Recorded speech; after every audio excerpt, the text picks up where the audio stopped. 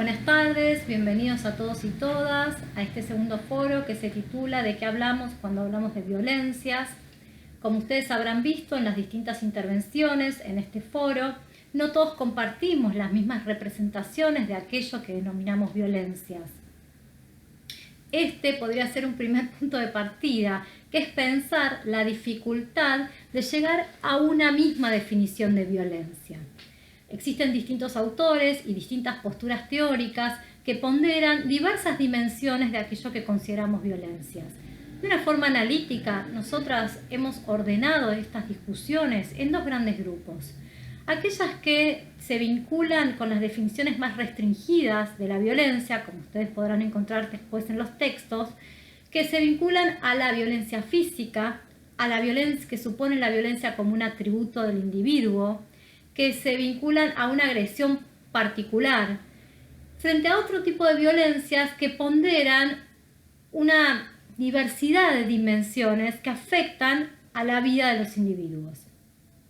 En este grupo de violencias, que son definiciones más complejas y más abarcativas, podemos ubicar a las violencias institucionales, las violencias estructurales, las violencias simbólicas. Ahora bien, cuando hablamos de violencias estructurales, ¿a qué estamos haciendo referencia? Estamos refiriendo a aquellas violencias que en general son producto de la desigualdad económica y social y que trascienden y atraviesan la vida de los individuos más allá de las acciones o las decisiones que estos puedan tomar, ¿no? Que definen sus contextos y definen sus contextos de posibilidad y de oportunidades. Estas violencias, muchas veces vinculadas a los contextos de pobreza o vinculadas a situaciones de mucha fragmentación del lazo social, son violencias consideradas estructurales y son difíciles de modificar por los individuos de forma aislada, sin una decisión más abarcativa o de otro nivel, ¿no? Para que estas violencias puedan ser modificadas. Estas violencias estructurales también se vinculan con las que tienen que ver con los altos índices criminológicos y de victimización, y también con un tipo de violencia muy particular que nosotras acuñamos un concepto de unas antropólogas colombianas que se llaman Benadas y Débora Pool, y estas antropólogas hablan de los márgenes del Estado, para referirse a un tipo muy particular de violencia, que es aquella que ejerce el Estado de Derecho cuando se retira de algún territorio. ¿Qué queremos decir con esto?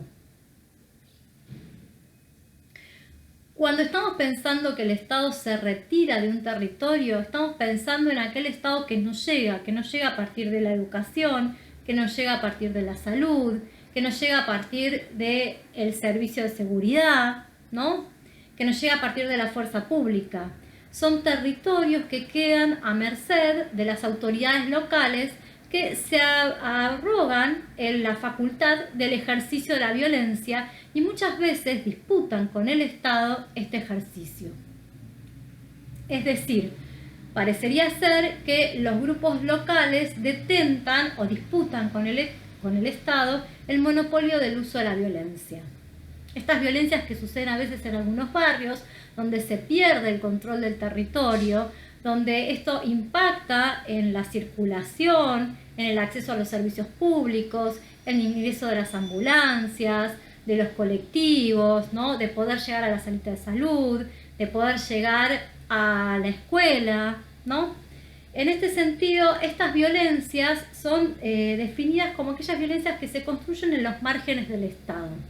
Es decir, donde este Estado de Derecho se retira y deja ser. Estas violencias que hacen parte de lo que denominamos violencias estructurales.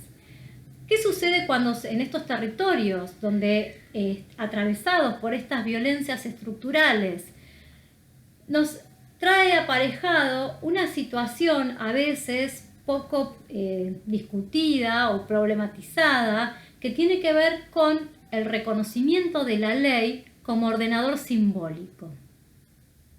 Es decir, ¿cómo puede un joven que no tiene acceso a derecho, que no tiene acceso a salud, que su única interacción con el Estado es a través del sistema penal, constituirse una idea de derecho, una idea de Estado, una idea de ciudadanía. Es decir, este concepto de márgenes del Estado nos interpela un poco a pensar en el vacío que deja el Estado cuando se retira y no garantiza y vehiculiza el acceso a derechos. En estos territorios, por supuesto que se construye una subjetividad diferente en los procesos de individuación de los habitantes de estos territorios, son muy distintos de los procesos de individuación de los habitantes que por supuesto tienen acceso a derechos, que pueden tener una parada en colectivo en la esquina, que pueden acceder a la salita de salud, que pueden acceder a la escuela, ¿no? que tienen agua potable, etc. Entonces, tenemos un grupo de violencias que tienen que ver con estas desigualdades económicas y sociales que atraviesan la vida de los individuos, pero que no son definidas por los sujetos, que podemos agrupar dentro de estas violencias estructurales. Otro tipo de violencias son las violencias simbólicas. Entonces,